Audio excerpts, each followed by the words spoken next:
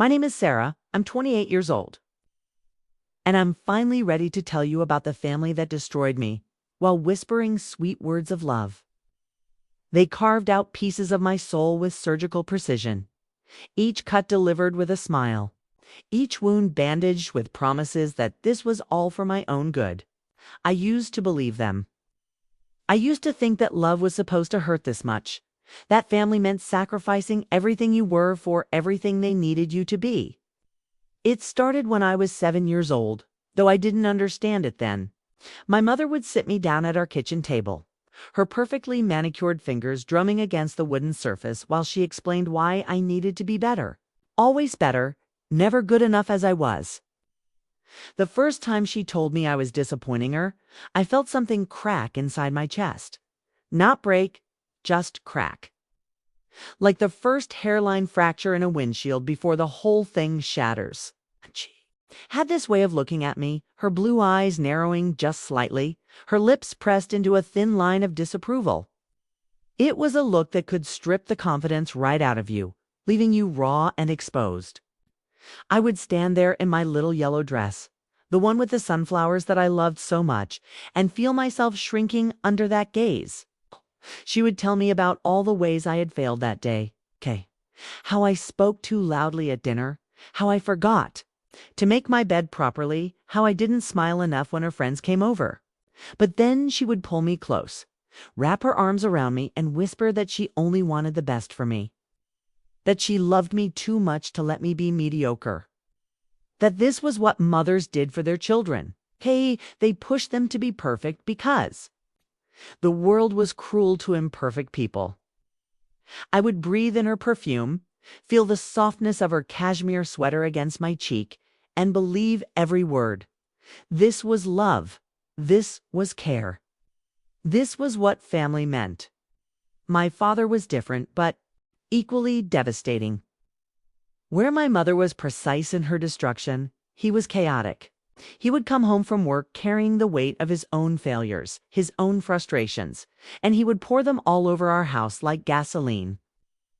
Then he would strike a match with his anger and watch everything burn. I learned to read the signs early.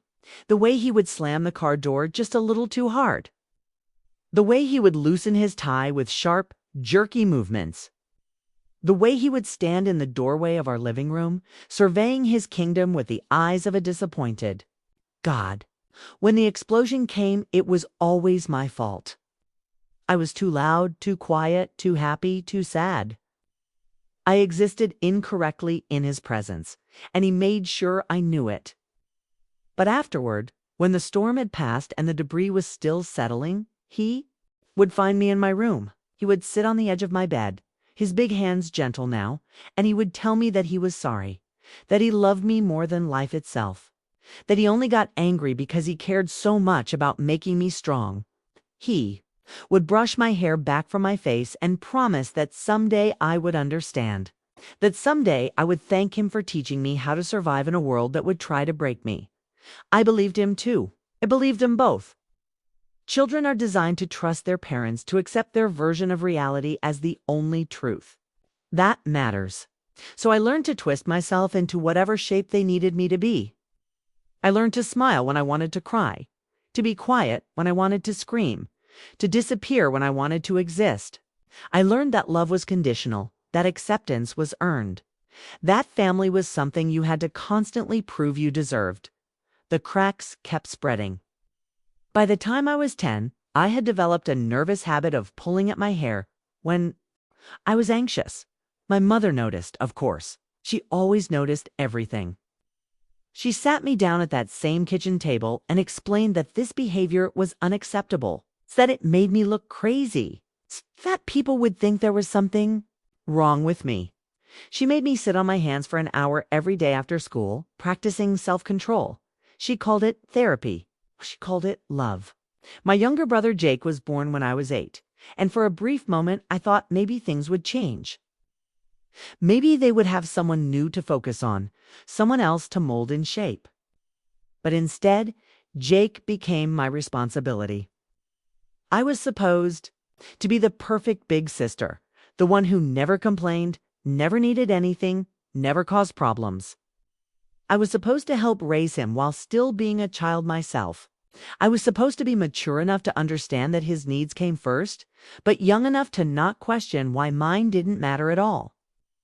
I remember holding him when he was just a few weeks old, his tiny fingers wrapped around mine, and feeling this fierce protectiveness wash over me. I promised him silently that I would never let them hurt him the way they were hurting me. I would be his shield, his safe place, his sanctuary. I didn't realize then that by trying to protect him, I was allowing them to damage me even more. Every time I took the blame for something he did, every time I accepted punishment that should have been his, every time I swallowed my own needs to meet his, I was teaching them that I was disposable, that I was strong enough to take whatever they could dish out. The pattern became clearer as I got older. I was the family scapegoat, the one who carried everyone else's shame and anger and disappointment. When my father had a bad day at work, it was my fault for not being grateful enough for everything he provided. When my mother felt insecure about her appearance, it was my fault for not telling her she was beautiful often enough. When Jake misbehaved, it was my fault for not being a better role model. I absorbed their toxicity like a sponge, soaking up their poison until I was saturated with it. But they were so careful about how they delivered it. There was always love mixed in with the cruelty, always kindness seasoned with manipulation. They would hurt me and then comfort me, break me and then try to fix me, tear me down and then build me back up in their own image. It was a masterclass in psychological warfare, and I was the unwitting student learning lessons I never wanted to know. High school should have been my escape, but instead it became another battlefield. Parents monitored my grades with the intensity of military strategists, and anything less than perfection was seen as a personal betrayal. I remember bringing home a report card with all A's and 1 B+. And my mother's face fell like I had announced I was dropping out of school entirely. She didn't yell, she didn't scream. She just looked at me with such profound disappointment that I felt my stomach drop to my feet. That night, she sat me down and explained that she wasn't angry, just concerned that she knew I was capable of better, that she worried about what would happen to me if I didn't learn to push myself harder. She spoke in gentle tones about my future, about the competitive world I would soon enter, about how sorry she would be if I failed because she hadn't been strict enough with me. By the end of the conversation, I was apologizing to her, was promising to do better. I was grateful for her wisdom and guidance. This was their greatest skill. They could make you complicit in your own destruction. They could make you beg for the very treatment that was slowly killing you. They could make you believe that their love was the only thing standing between you and complete worthlessness. And I fell for it every single time, because what choice did I have? There were my family. They were all I had ever known. The summer before my senior year, I met David at a coffee shop downtown. He was reading a book about philosophy, his dark hair falling across his forehead as he concentrated. And when he looked up and smiled at me, I felt something I had never experienced before. Recognition, not the kind where you've seen someone before, but the kind where you suddenly understand that you're not alone in the world, that someone else might know what it feels like to carry invisible wounds. We started talking and hours passed like minutes. He told me about his own family, about the way his father's alcoholism had poisoned their home, about the way his mother had retreated into herself until she became a ghost haunting their house. He spoke about feeling responsible for everyone else's happiness, about learning to disappear when the air grew too thick with unspoken anger. I found myself nodding along, my heart racing as I realized that someone else understood the particular kind of suffocation that came from loving people. Who hurt you? When I came home that night, 3 hours past my curfew, my parents were waiting in the living room. My mother sat in her favorite armchair, her posture perfect, her expression carefully neutral. My father paced behind the couch, his hands clasped behind his back like a general preparing for battle. They didn't yell, they didn't scream, they did something much worse. They looked disappointed. My mother spoke first, her voice soft and concerned. She asked me where I had been, why I hadn't called, whether I understood how worried they had been.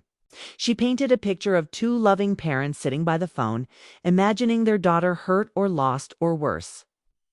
She talked about trust and responsibility and the way that families work together to keep everyone safe. At the time she finished, I felt like a monster for having caused them such pain. My father's contribution was different but equally effective. He talked about respect, about the sacrifices they had made for me, about how disappointed he was to discover that I was selfish enough to put my own desires above their peace of mind. He spoke about love as a contract, about how families functioned on mutual consideration and trust. He made it clear that by staying out late, I had broken something precious between us. But then came the twist that I should have seen coming. They weren't angry. They explained. They were concerned. They were worried that I was falling in with the wrong crowd, making poor choices, losing sight of the values they had worked so hard to instill in me. They loved me too much to watch me self-destruct. So they were going to help me. They were going to limit my activities, monitor my friendships, and make sure I stayed focused on what really mattered. I was grounded for the rest of the summer. No friends, no phone, no car. I could work at the part-time job I had gotten at a local bookstore, but otherwise I was confined to the house. They framed it as protection, as guidance, as love. They said they were saving me from myself, helping me understand what really mattered in life. They said that someday I would thank them for caring enough to intervene. David tried to reach me, but my parents intercepted his calls. They sat me down and explained that they had spoken with him, that they had explained the situation, that he had been very understanding about my need to focus on my family and my future. They made it sound like he had agreed with their assessment, like he had supported their decision to limit my contact with the outside world.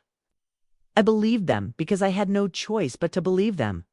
Years later, I would learn that David had called every day for 2 weeks, increasingly frantic with worry. He had shown up at the house twice, only to be turned away by my parents with stories about how I had decided I needed space, how I had asked them to tell him I wasn't ready for a relationship, how I hoped he would understand. They had lied too, both of us, skillfully and completely. And we had both believed them because we trusted that adults told the truth. The isolation was devastating. I spent that summer reading in my room, working at the bookstore under my mother's watchful eye, and slowly forgetting what it felt like to have a connection with someone who understood me. I told myself that my parents were right, that I had been naive, that I had been on the verge of making a terrible mistake. I convinced myself that their intervention had been necessary, that their love had saved me from heartbreak. Senior year passed in a blur of college applications and scholarship interviews. My parents had very specific ideas about where I should go to school, what I should study, and what my future should look like. They had researched extensively. They explained, and they had identified the path that would give me the best chance at success. They had my whole life mapped out, and they presented it to me as a gift, as love, as the ultimate expression of their devotion to my well-being. I was accepted to their first-choice school, a prestigious university 3 hours away from home. Far enough that I couldn't come home every weekend, they said, but close enough that they could visit regularly and make sure I was adjusting well. They were so proud of me, so excited about my future, so confident that they had prepared me for this next chapter of my life. They talked about how all their sacrifices had been worth it, how all their guidance had led to this moment. But even as I smiled and thanked them and played the part of the grateful daughter, I felt something hollow growing inside me. I should have been excited about college, about freedom, about the chance to discover who I was outside of their expectations. Instead, I felt terrified. I had spent so many years being who they needed me to be that I had no idea who I actually was underneath all their layers of manipulation and control. The night before I left for college, my mother came to my room. She sat on the edge of my bed, just like my father used to do after his explosions, and she took my hands in hers. She told me how proud she was, how much she loved me, how grateful she was to have had the chance to raise me. She said that she knew college would be challenging, that I would face temptations and difficulties, that I would sometimes feel lost or confused, but she wanted me to remember.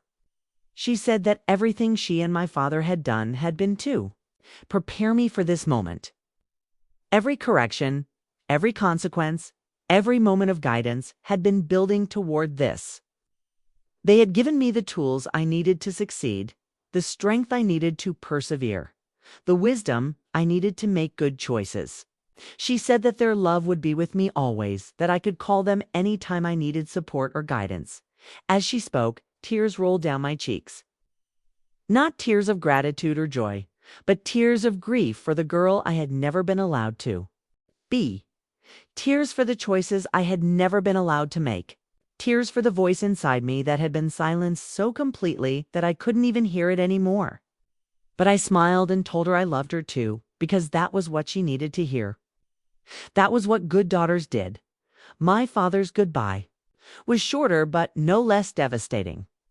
He hugged me tightly and told me that he was proud of the woman I had become.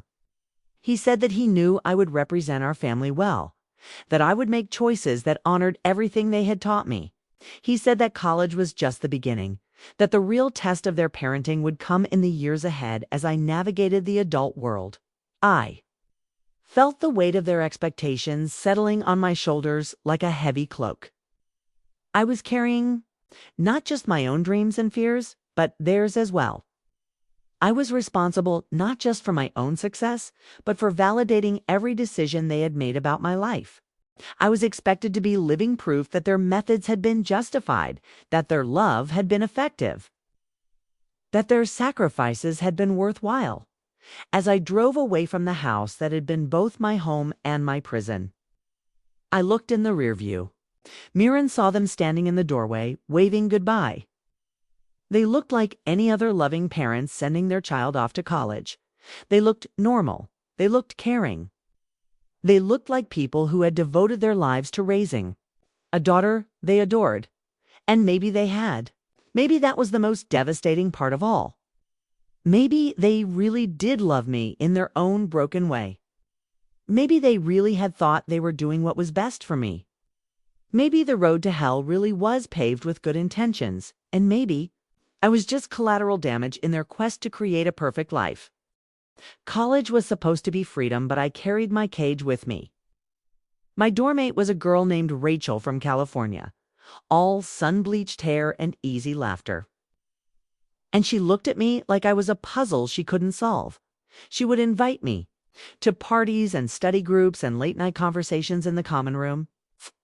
And I would decline with practiced politeness, explaining that I needed to focus on my studies, that I had responsibilities, that I couldn't afford to get distracted.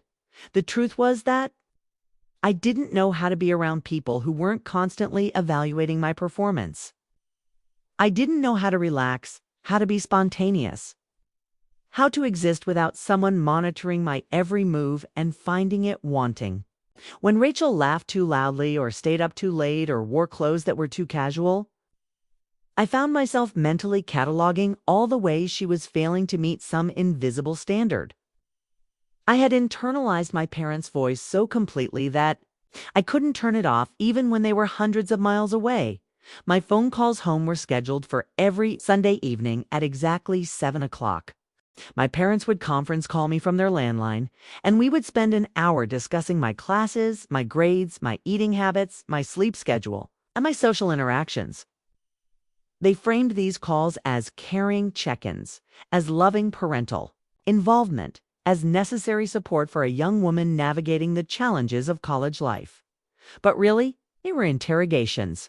They wanted to know who I was spending time with, what I was learning, whether any of my professors were filling my head with ideas that contradicted their values.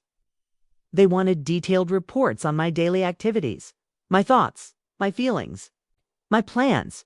They wanted to make sure that distance hadn't weakened their control over me, that I was still the dutiful daughter they had worked so hard to create. I gave them what they wanted because I didn't know how to do anything else. I reported on my classes like a student giving a presentation. I described my interactions with other students in clinical detail. I assured them that I was eating well, sleeping enough, and focusing on my studies. I told them I missed them and was grateful for their guidance. I performed the role of the perfect daughter even when there was no audience except the empty walls of my dorm room. The first crack in my performance came during my sophomore year, when I took a psychology class about family dynamics. The professor, Dr. Martinez, was a kind woman with graying hair and gentle eyes. And she talked about healthy relationships with a conviction that made me uncomfortable.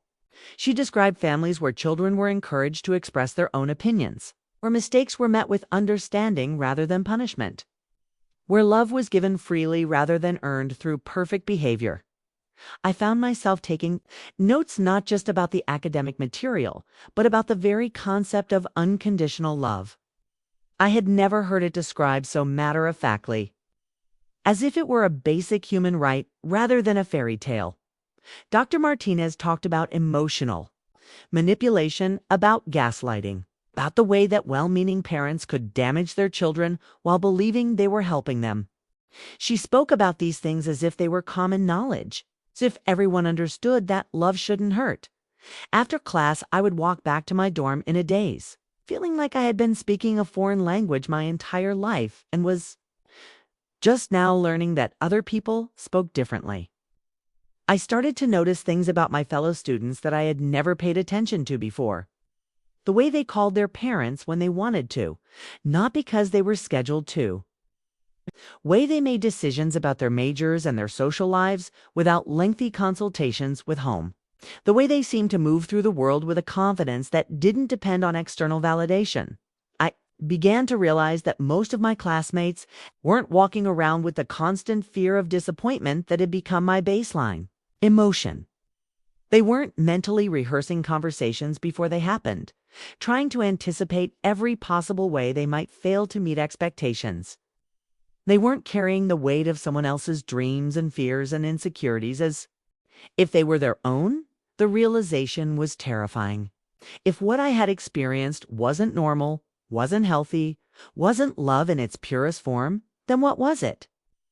If my parents' devotion to my success was actually a form of control, then what did that make me? If their sacrifices had been more about their own needs than mine, then what did that say about the foundation of everything I believed about family and love and loyalty? I started skipping the Sunday phone calls, claiming I was sick or busy with a big project. My parents' concern was immediate and overwhelming. They called the resident advisor, the dean's office, and even the campus health center to make sure I was okay. They talked about driving up to check on me, about the importance of maintaining family connections, about how worried they were that I was isolating myself. Their response should have been a red flag, but instead it made me feel guilty. Here were two people who loved me so much that they were willing to move heaven and earth to make sure I was safe. And I was repaying their devotion by pulling away from them. I was being selfish, ungrateful, and cruel. I was proving that all their fears about college corrupting me had been justified. So I called them back, apologized profusely, and resumed our weekly conversations. But something had changed. I could hear the manipulation in their voices now, the way they used guilt and worry and love as weapons to keep me in line. I could feel the way they steered every conversation back to topics that allowed them to maintain control over my life. I could sense the way they were threatened by any sign of independence or growth or change. The awareness was like a splinter in my mind. It's painful and persistent. I couldn't ignore it, but I couldn't fully acknowledge it either, because doing so would mean admitting that everything I had believed about my family was a lie. It would mean accepting that the people who claimed to love me most had been systematically destroying my sense of self for my entire life. It would mean facing the possibility that I had been complicit in my own psychological abuse. During my junior year, I met a guy named Marcus in my literature class. He was quiet and thoughtful, with kind eyes and a gentle way of speaking that reminded me of David. We started studying together, then grabbing coffee after class, then spending hours talking about books and ideas and the future. He made me laugh. in a way I hadn't in years. And when I was with him, felt like I might actually be interesting, might actually be worth knowing. When I told my parents about Marcus during one of our Sunday calls, the temperature in their voices dropped by about 20 degrees. They asked careful questions about his background, his major, his plans after graduation. They wondered aloud whether I was letting myself get distracted from my studies, whether I was mature enough to handle a relationship, whether I was making the same mistakes I had tried to make in high school. They didn't forbid me from seeing him because they were too smart for that. Instead, they expressed concern about my judgment, disappointment in my priorities, and worry about my future. They talked about how relationships in college were usually temporary, how I was too young to know what I really wanted, how I should be focusing on building my career rather than getting emotionally involved with someone who might not be around in a few years, but the real poison came in smaller doses. They would ask about Marcus during our calls, but in ways that highlighted his shortcomings. They would wonder whether his family was stable enough to be a good influence on me. They would question whether his career prospects were realistic. They would suggest that I was settling for someone who couldn't match my ambition or my potential. They never said they disliked him. They never told me to break up with him. They just slowly and methodically destroyed my confidence in the relationship, in him, and in my own ability to make good choices about love. Kate, they made me doubt everything I felt, everything I thought I knew about what I wanted, everything I believed about my own worth and judgment. The campaign worked. After 6 months of their subtle undermining, I broke up with Marcus. I told him that I needed to focus on my studies, that I wasn't ready for a serious relationship, that I thought we wanted different things from life. I delivered their script with perfect accuracy, watching his face crumple with confusion and hurt. He asked if there was someone else, he had done something wrong, if there was anything he could do to change my mind. I wanted to tell him the truth, wanted to explain that my parents had convinced me I was too broken to deserve love, that I was too damaged to trust my own heart. But instead, I stuck to the story they had given me. I was calm, rational, and completely convincing. After I left his apartment that night, I sat in my car and sobbed until I couldn't breathe. I wasn't just crying for Marcus, though I missed him already. I was crying for the girl I had been before my parents taught me to question every impulse, every feeling, every moment of happiness. I was crying for the woman I might have become if I had been allowed to make my own mistakes, learn my own lessons, and discover my own truth. When I called my parents that Sunday, they were sympathetic about my breakup. They told me they were proud of me for making such a mature decision, for recognizing that I had more important things to focus on. They assured me that I had done the right thing, that I would find someone better when the time was right, that this experience would make me stronger and wiser. They sounded so sincere, so loving, so genuinely concerned about my well-being. And maybe they were.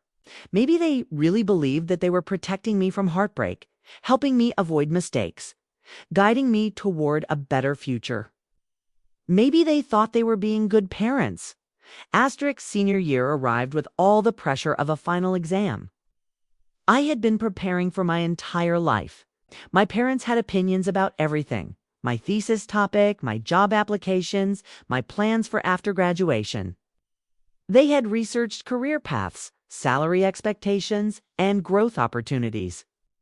They had networks of contacts ready to help me, connections that could open doors, recommendations that could change my life. All I had to do was follow their plan. The plan was beautiful in its precision. I would graduate summa cum laude, which I was on track to do. I would take a position at a prestigious consulting firm in their city, which they had already arranged through a friend of my father's. I would live at home for the first year to save money and get established, then move into a nice apartment. Nearby, I would work hard, advance quickly, and build the kind of successful career they had always envisioned for me. They presented this plan as a gift, as the culmination of all their love and sacrifice and hard work. They had spent 18 years preparing me for this moment, they said, And now they were able to offer me everything they had always dreamed of giving me: security, opportunity, success, and the continued support of a family who loved me unconditionally. I should have been grateful. I should have been excited. I should have been proud of the woman they had helped me become. Instead, I felt like I was suffocating.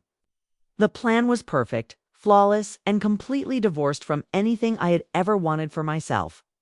It was a life designed by committee, a future crafted by people who had never bothered to ask me what I actually dreamed about when I was alone in the dark.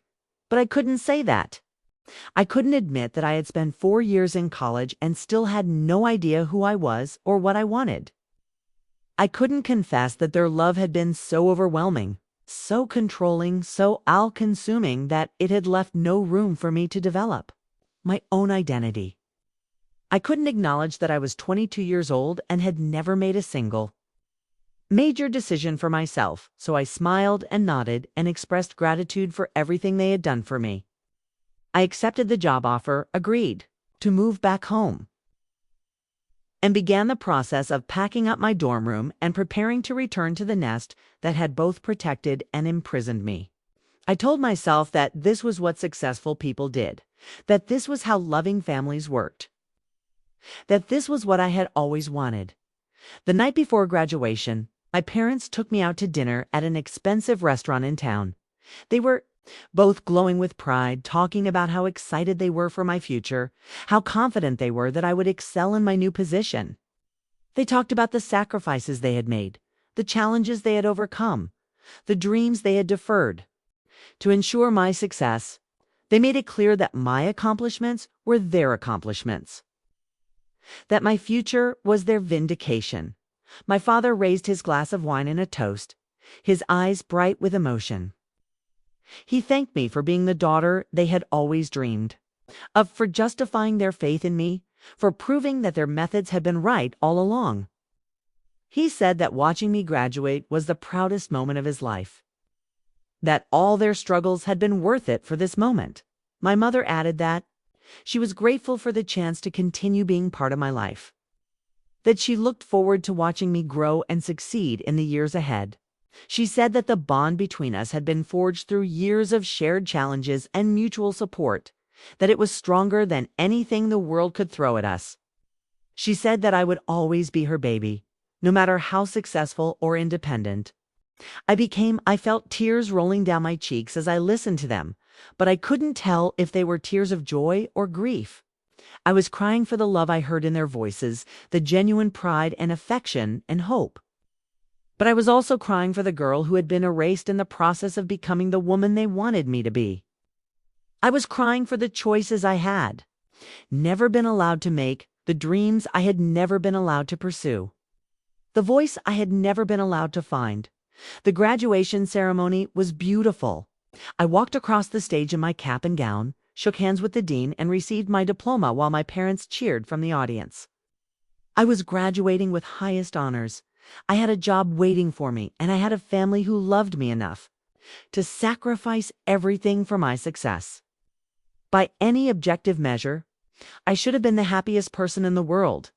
But as I stood there in my graduation robes, surrounded by my celebrating classmates, I felt empty. I felt like I was watching someone else's life unfold, someone else's dreams come true, someone else's story reach its triumphant conclusion.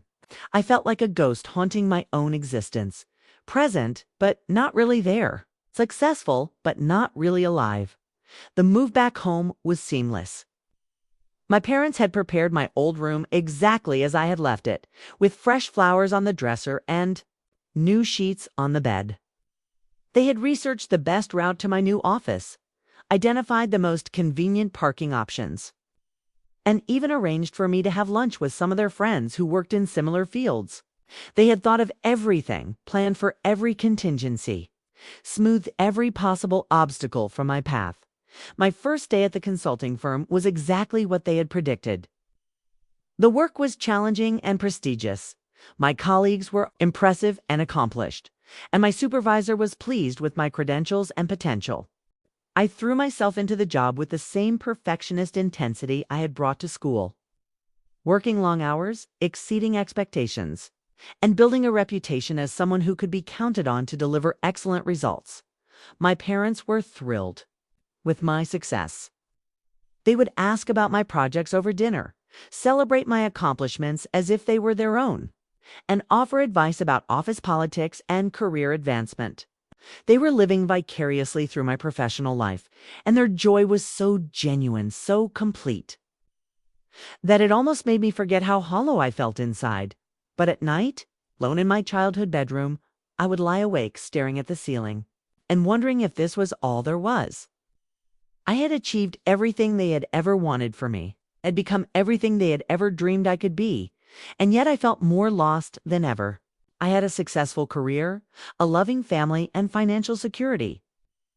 But I had no idea who I was underneath all their expectations and requirements. I started having dreams about David, the boy from the coffee shop who had seen something in me that I had never been allowed to see in myself. I would wake up with tears on my cheeks, mourning not just for him, but for the version of myself that had existed in those few stolen hours of connection. I had been a different person with him, more spontaneous, more authentic, more alive. I had been myself, whoever that was, before my parents had intervened and saved me from making what they called a mistake. The loneliness was crushing.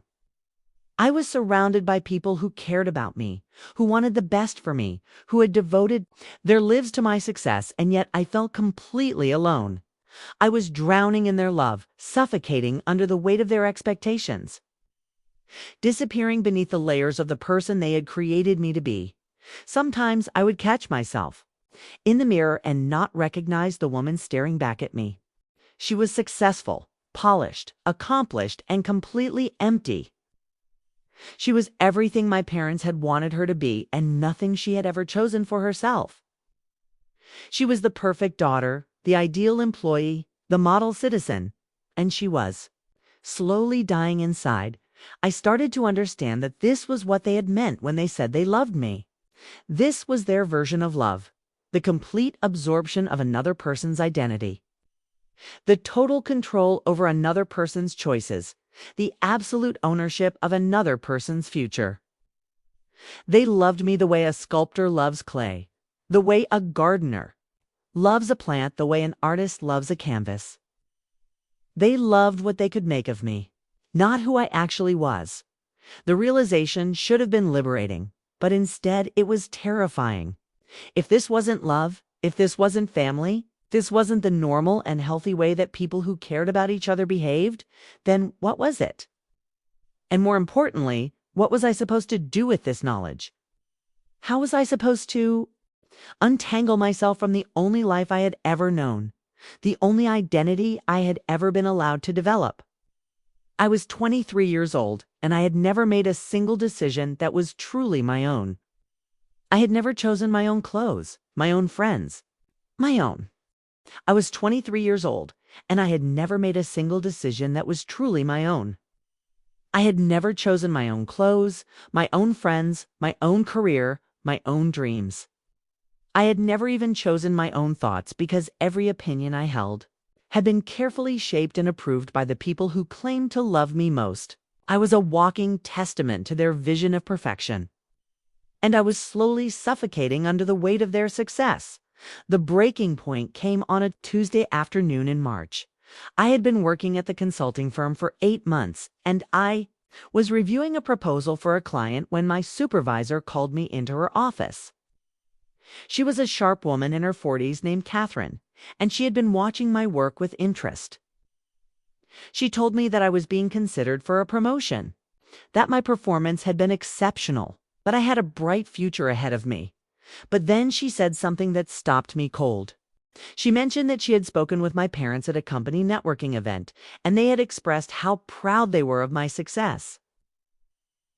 They had told her about all the sacrifices they had made to ensure my education, about how they had guided every step of my career development, about how my achievements were really a testament to their dedication as parents. I felt something snap inside me. The idea that my parents were taking credit for my professional success, that they were networking on my behalf without my knowledge. That they were still managing my career from behind the scenes was the final straw. I had thought that, at least. My work accomplishments were my own, that at least in the office I could exist as an individual rather than as an extension of their will. I excused myself from Catherine's office and walked to the bathroom, where I locked myself in a stall and tried to breathe. My hands were shaking, my heart was racing, and I felt like I was having some kind of breakdown. I realized that I had never been allowed to succeed or fail on my own merits. That even my professional identity was just another aspect of their control over my life. That night at dinner, I confronted them about the networking event. I asked them why they had been discussing my career with my supervisor, why they felt entitled to represent me in professional settings, why they couldn't let me handle my own work relationships. I tried to keep my voice calm and respectful, but I could hear the desperation creeping in. My mother looked genuinely confused by my reaction. She explained that they had simply been proud parents sharing their joy in my success, that they had thought I would be grateful for their continued Detroit support, that they had been trying to help me by making connections in the business community. She said that she didn't understand why I was upset about something that had been done out of love and care. My father was more direct. He pointed out that everything I had achieved was built on the foundation they had provided, that my education and opportunities and even my work ethic were all products of their investment in my future. He said that they had earned the right to take pride in my accomplishments, that they had more than earned the right to be involved in my continued success. They weren't wrong, and that was the most devastating part. They had sacrificed for me, had invested in me, had devoted their lives to my success. I was living proof that their methods worked, that their love was effective, that their vision for my life was better than anything I could have imagined for myself. I should have been grateful for their continued involvement, thankful for their ongoing support, honored by their pride in my achievements. But I wasn't. I was angry, and the anger felt foreign and dangerous and absolutely necessary. For the first time in my life, I was mad at them, not at myself. I was furious that they had stolen my autonomy, that they had robbed me of the chance to discover who I was, that they had loved me so completely that they had erased me in the process. I started therapy the next week, finding a counselor across town who didn't know my family, who had no connection to their world, who could see me as an individual rather than as their daughter. Dr. Lisa Chen was a small woman with kind eyes and a gentle way of asking questions that made me want to tell the truth. Even when the truth was painful, the first few sessions were excruciating. I found myself defending my parents, explaining their motivations, justifying their actions. I told Dr. Chen about all the ways they had helped me, all the opportunities they had provided, all the love they had shown me. I painted a picture of devoted parents who had made reasonable sacrifices to ensure their daughter's success, but Dr. Chen kept asking questions that made me uncomfortable. She wanted to know about my own dreams, my own choices, my own sense of identity.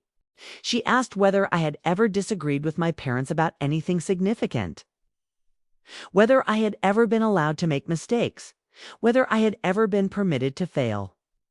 She asked what I wanted, not what I thought I should want, not what would make my parents proud, but what I actually desired for my own life. I couldn't answer her questions.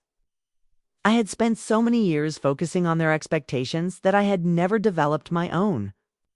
I had been so busy being the daughter they wanted that I had never discovered who I was underneath their projections.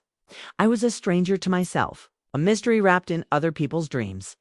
The process of excavating my own identity was like archaeology, carefully brushing away layers of other people's expectations to find the artifacts of my authentic self buried. Beneath, I started to remember things I had forgotten, interests I had abandoned, dreams I had dismissed. I remembered loving to paint when I was very young, before my parents had decided that art wasn't a practical career path. I remembered wanting to travel, to see the world, to experience life beyond the careful boundaries they had set for me. Slowly, tentatively, I began to make small choices that were entirely my own. I changed my hairstyle without asking for their opinion.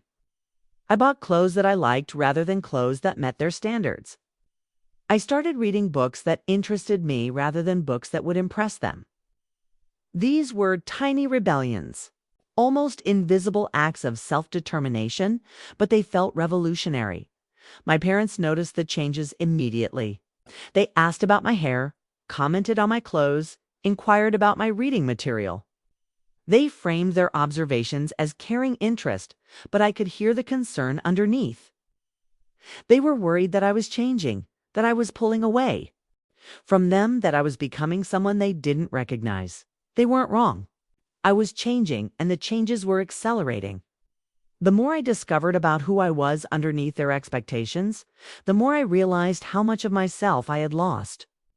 I was like a plant that had been pruned so extensively that it had forgotten how to grow in its natural direction. I was having to learn how to be myself from scratch. The therapy sessions became a lifeline, a place where I could explore my own thoughts and feelings without judgment or intervention. Dr. Chen helped me understand that my parents' love, while genuine, had been conditional and controlling. She helped me see that their devotion had been narcissistic, focused more on their own needs and dreams than on my actual well-being. She also helped me understand that recognizing the dysfunction didn't mean I had to hate them. They were flawed. People who had done the best they could with their own damage and limitations. They had loved me in the only way they knew how, and their intentions had been good even when their methods had been harmful. I could acknowledge the damage they had done while still having compassion for the people they were. But compassion didn't mean I had to continue accepting their control. It didn't mean I had to sacrifice my own identity to maintain their version of family harmony. It didn't mean I had to spend the rest of my life living their dreams instead of discovering my own. The decision to move out of their house was the hardest thing I had ever done. I had enough money saved to afford a small apartment across town, and I had found a place that felt like it could be home. But telling my parents that I was leaving felt like announcing that I was betraying everything they had done for me, rejecting everything they had given me, throwing away everything they had built. Their reaction was swift and devastating. They didn't yell or scream or throw things. They did something much worse.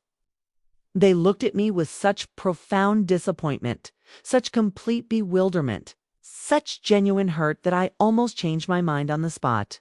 They asked what they had done wrong, what they could do differently, what they could change to make me want to stay.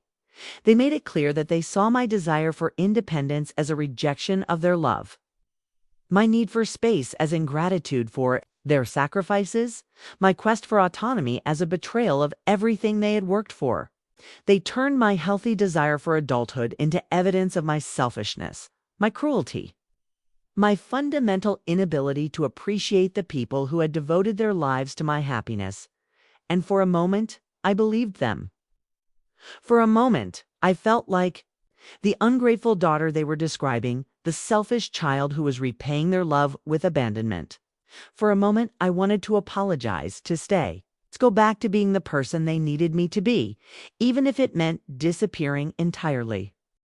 But then I remembered what Dr. Chen had taught me about healthy relationships, about boundaries, about the difference between love and control. I remembered that real love wants the other person to flourish, even if that means growing away from you. I remembered that healthy families encourage independence, celebrate autonomy, and support their children's journey toward becoming their own people. So I moved out anyway, carrying nothing but a few boxes of belongings and a heart full of guilt and terror and hope. My new apartment was a tiny one-bedroom in an older building with creaky floors and thin walls. And it was the most beautiful place I had ever lived. It was mine. Every piece of furniture, every picture on the wall, every book on the shelf had been chosen by me for me because I liked it.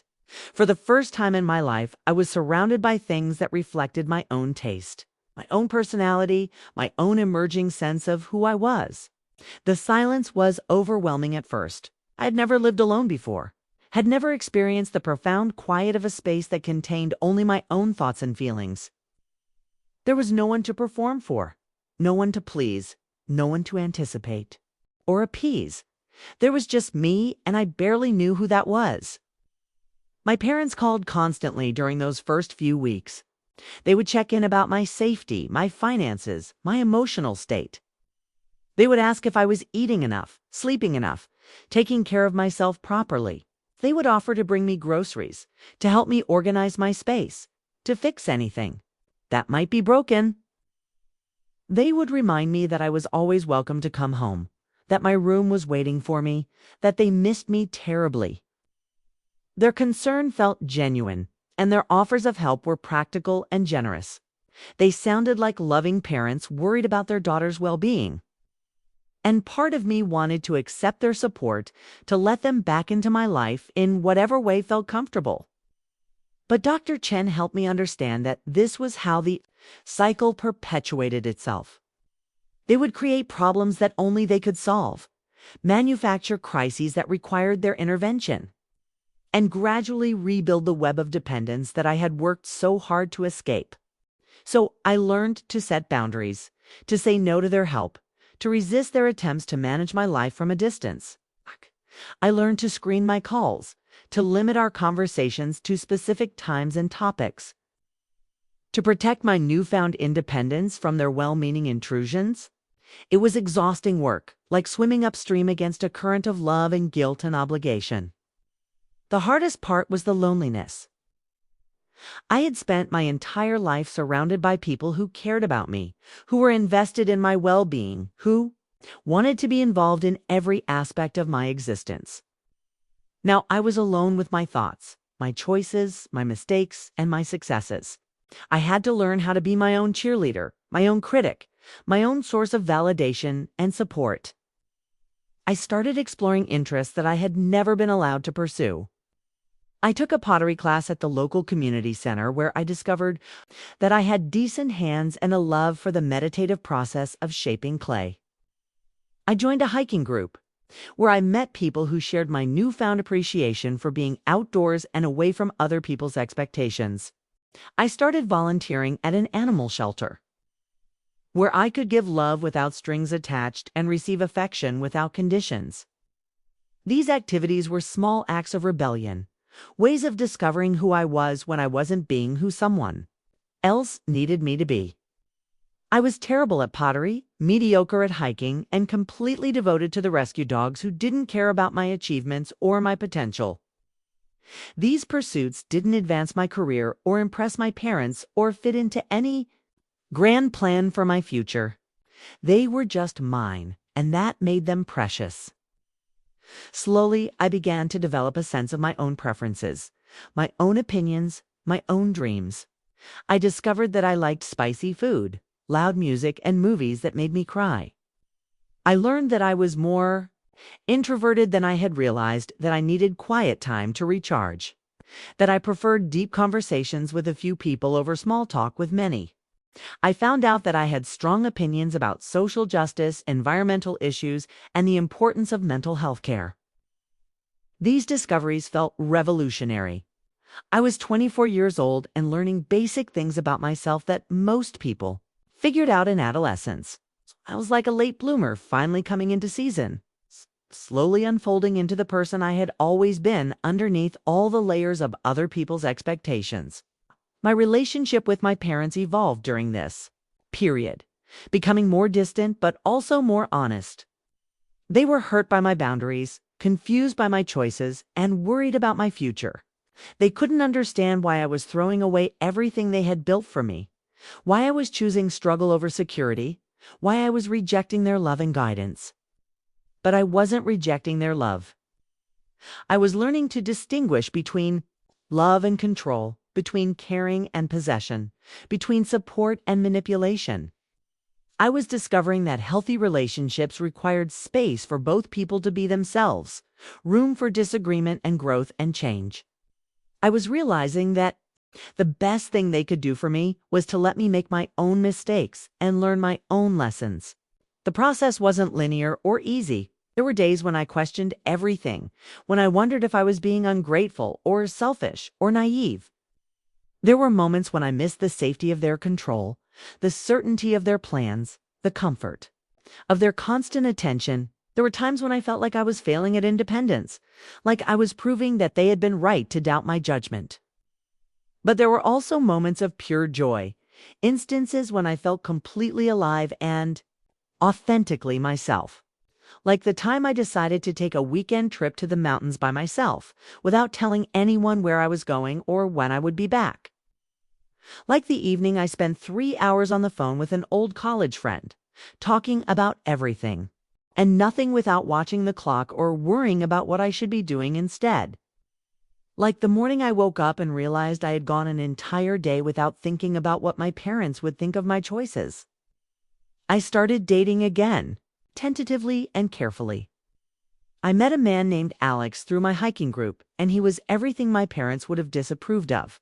He was a freelance photographer who traveled constantly, who had no steady income or traditional career path, who lived in a converted van and collected experiences instead of possessions. He was spontaneous, where I was cautious, adventurous, where I was careful, free, where I was still learning to be myself. We started slowly, with hiking dates and coffee conversations and long walks through the city. He was patient with my tendency to overthink everything, understanding about my need to move at my own pace. Curious about my background without being judgmental about my family dynamics. He listened to my stories about growing up with parents who loved me too much, and he shared his own experiences with a family that had barely loved him at all. Being with Alex taught me about different kinds of love, healthier ways of caring for someone without trying to control them. He encouraged my independence, celebrated my growth, and supported my journey toward becoming my own person. He didn't try to fix me or change me or mold me into someone he thought I should be. He just appreciated who I was and who I was becoming. When I finally told my parents about Alex, their reaction was predictable and devastating. They were concerned about his stability, worried about his influence on me, afraid that he was leading me away from the life they had carefully constructed for me. They asked careful questions about his family background, his financial situation, his long-term goals. They wondered aloud whether I was rebounding from the stress of living alone, whether I was making decisions based on loneliness rather than wisdom. But this time I didn't break up with him. This time I stood my ground and defended my choices. I told them that I was an adult, capable of making my own decisions about love and relationships. I explained that his unconventional lifestyle didn't make him a bad person, that his lack of traditional success didn't make him unworthy of my affection. I made it clear that I valued their opinions, but that I wouldn't be guided by their fears. The conversation was difficult and painful, but it was also liberating. I was finally talking to them as an equal, as an adult, as someone who had the right to make her own choices and live with the consequences. I was no longer the compliant daughter who absorbed their anxiety and made it her own. I was becoming a woman who could disagree with them while still loving them. Their disappointment was palpable, but it was also familiar. I had been disappointing them in small ways for months. Each boundary I set and each choice I made for myself, representing a tiny betrayal of their expectations. I was learning to tolerate their disapproval, to accept that I couldn't make them happy without making myself miserable.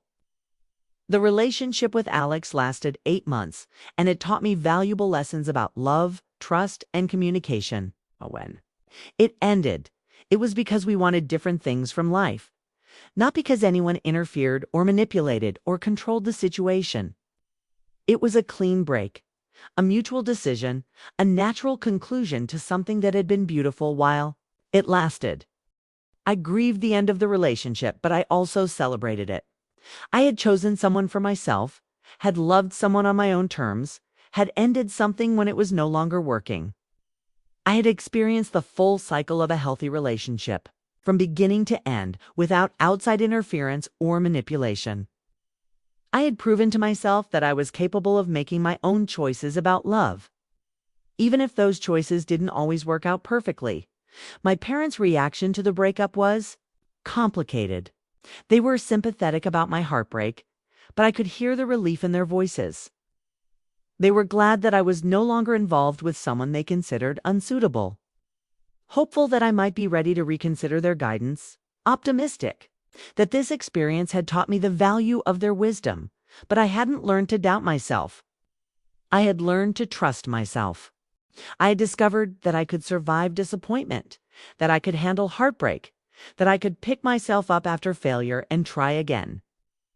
I had found out that making my own mistakes was less damaging than avoiding all mistakes, that living my own life was more fulfilling than living someone else's version of perfection. 2 years into my journey of self-discovery, I made a decision that would have been unthinkable in my previous life. I quit my job at the consulting firm, not because I had been fired, not because I had found something better, but because I had finally admitted to myself that I hated it. I hated the long hours, the competitive atmosphere, the feeling that I was just a cog in someone else's machine. I hated that I had been chosen for this career by people who had never asked me what I actually wanted to do with my life. The decision terrified me. I had no backup plan, no safety net, no clear vision of what I wanted to do instead. I just knew that I couldn't spend another day pretending to be passionate about work that left me feeling empty and exhausted. I knew that I needed to find something that felt authentic, something that reflected who I was becoming rather than who I had been told to be. My parents' reaction was swift and predictable. They were devastated, confused, and terrified for my future. They couldn't understand how I could throw away everything they had worked for, how I could abandon a secure career for uncertainty and chaos. They talked about the job market, the economy, the importance of financial stability. They reminded me of all the people who would kill for the opportunities I was carelessly discarding. But underneath their practical concerns, I could hear their real fear. They were afraid that I was completely lost, that I had strayed so far from their guidance that I was making decisions that would ruin my life. They were terrified that their carefully constructed daughter was falling apart, that all their investment in my future was being wasted, that I was proving that I really couldn't be trusted to make good choices on my own. I understood their fear, but I refused to let it become my own. I had learned enough about myself to know that I would rather struggle authentically than succeed inauthentically. I would rather fail at something I chose than excel at something that had been chosen for me. I would rather face uncertainty on my own terms than accept security that came with strings attached. I spent the next few months exploring different possibilities, trying on different identities, like clothes I had never been allowed to wear.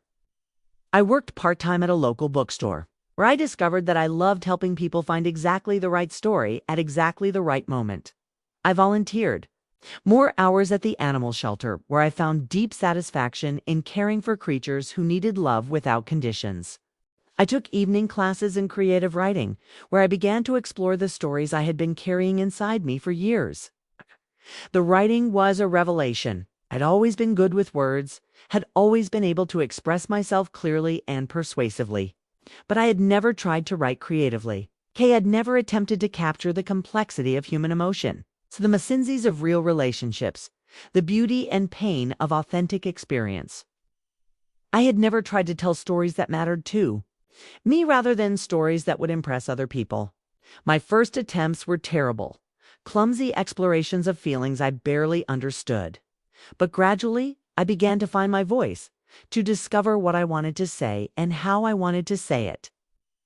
I wrote about families that loved too much, about children who disappeared under the weight of expectations, about the slow process of excavating your own identity from beneath layers of other people's dreams.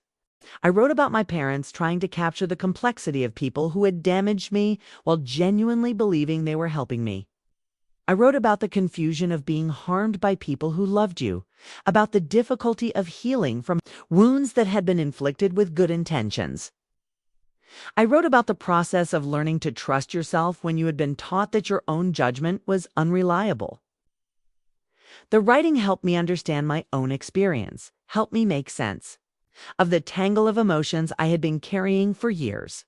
It helped me see that my story wasn't unique, that there were countless other people who had been loved in ways that hurt them, who had been supported in ways that stifled them, who had been guided in ways that led them away from themselves.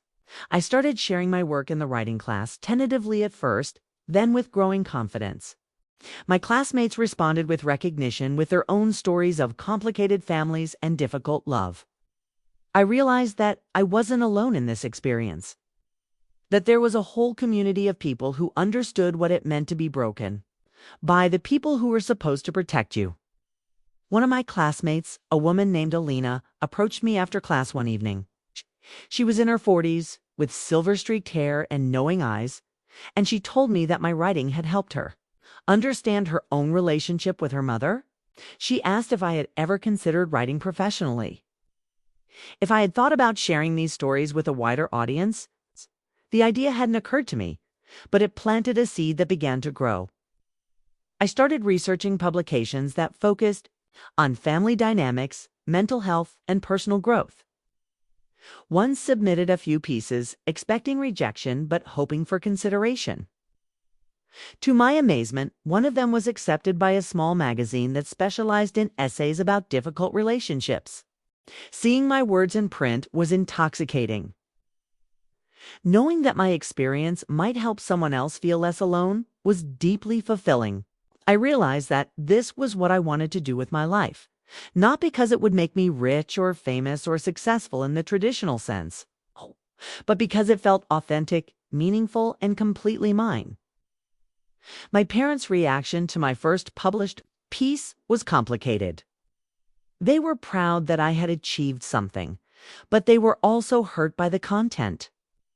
They recognized themselves in my descriptions of well-meaning but controlling parents, and they were confused by my portrayal of their love as sometimes harmful. They asked why I was sharing such personal information with strangers, why I was exposing family issues that should remain private. I tried to explain that I wasn't writing to hurt them or to seek revenge for past wrongs. I was writing to understand my own experience, to help other people who might be struggling with similar issues, to contribute something meaningful to the world. I was writing because I had found my voice and I needed to use it. They didn't understand, and I didn't expect them to. They saw my writing as a betrayal, as ingratitude, as a public rejection of everything they had tried to give me. They couldn't see that it was actually a form of healing, a way of integrating my past with my present, a method of making peace with the love that had both nurtured and wounded me. The distance between us grew during this period, not because I stopped loving them or because they stopped loving me, but because we had fundamentally different ideas about what love should look like. They believed that love meant sacrifice, control, and the careful management of another person's life. I was learning that love meant acceptance, support, and the willingness to let someone become who they were meant to be. I continued writing, exploring different aspects of my experience and the experiences of others who had grown up in similar families.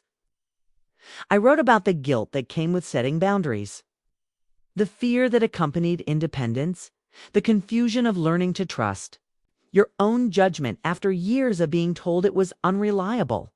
I wrote about the process of healing, the slow work of rebuilding yourself from the inside out. My work began to gain recognition. I was invited to read at literary events, to speak at conferences about family dynamics and mental health. I started receiving emails from readers who thanked me for putting their experiences into words, who said that my stories had helped them understand their own families, who felt less alone because of what I had shared. This feedback was intoxicating, but it was also overwhelming.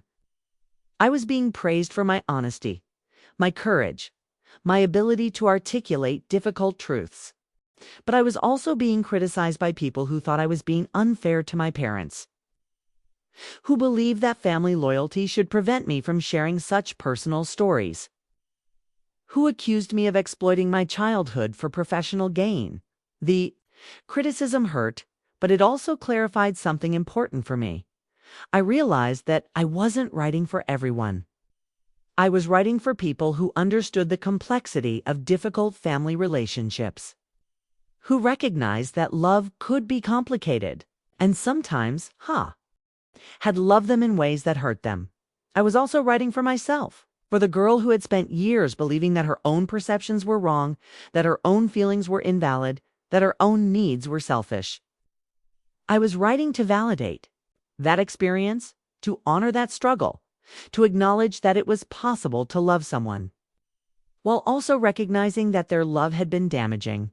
My relationship with my parents continued to evolve during this period. They were hurt by my public discussion of our family dynamics, but they were also beginning to understand that this was my way of processing and healing from my childhood. They didn't agree with my perspective, but they were starting to accept that I had a right to my own interpretation of our shared history. We had difficult conversations about the past, about their motivations, about the impact of their choices on my development. These conversations were painful for all of us, but they were also necessary. They helped me understand that my parents had been doing the best they could with their own limitations and damage. They helped them understand that their love, while genuine, had sometimes been expressed in ways that were harmful, slowly, carefully. We began to rebuild our relationship on a foundation of mutual respect rather than control and compliance. It was a fragile process, full of setbacks and misunderstandings. But it was also genuine in a way that our previous relationship had never been. We were learning to love each other as the people we actually were, rather than as the people we were. Thought we should be? The work was exhausting, but it was also liberating. I was finally having the relationship with my parents that I had always wanted. One based on honesty and acceptance rather than performance and approval. It wasn't perfect, and it probably never would be, but it was real, and that made it precious. 3 years after leaving my corporate job, I was finally beginning to understand what contentment felt like. I had built a life that was entirely my own, messy and uncertain, but authentically mine. I was making a living as a freelance writer, combining personal essays with copywriting and editing work. I wasn't wealthy, but I was financially stable. And more importantly, I was doing work that felt meaningful and true to who I was becoming.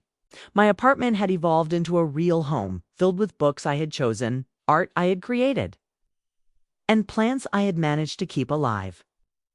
I had a small circle of friends who knew me as I actually was, not as the perfect daughter I had been trained to be. I had learned to be alone without being lonely, to make decisions without constantly second-guessing myself, to trust my own judgment even when it led me down unfamiliar paths. The relationship with my parents had stabilized into something that was healthy, if still complicated. We spoke regularly, but not obsessively, visited each other, but maintained our own spaces, shared our lives, but respected each other's boundaries.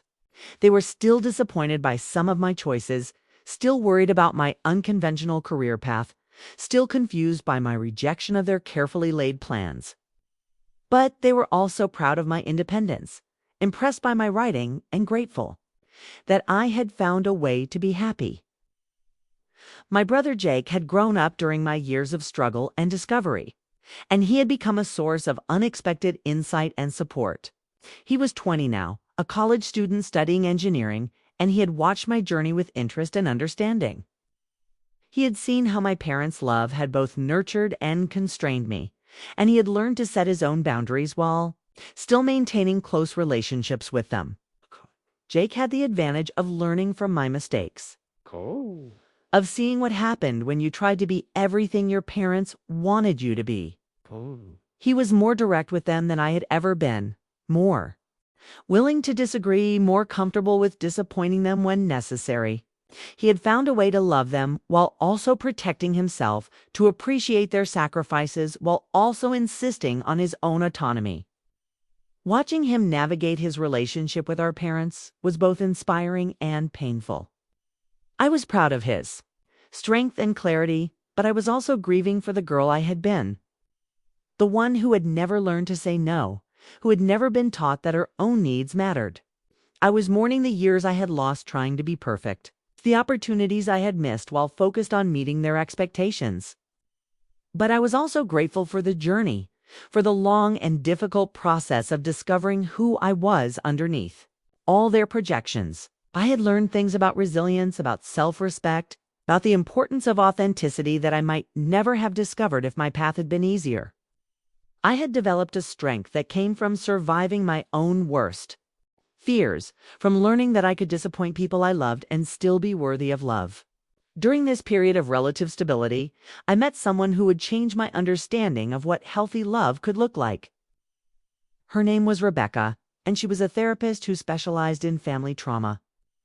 We met at a conference on mental health advocacy, where I was speaking about my writing and she was presenting research on the long-term effects of emotional manipulation in families.